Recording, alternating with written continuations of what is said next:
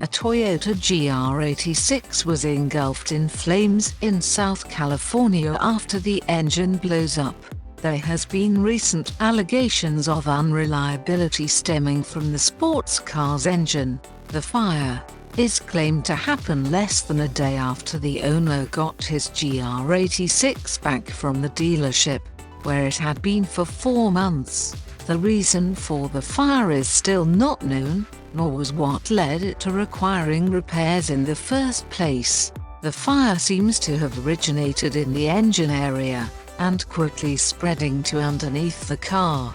As with most fire-damaged vehicles, the GR86 is destroyed beyond repair.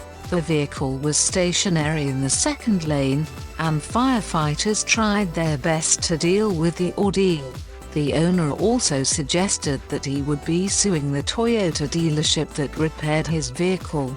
Another GR86 owner claimed his engine warranty was denied by Toyota.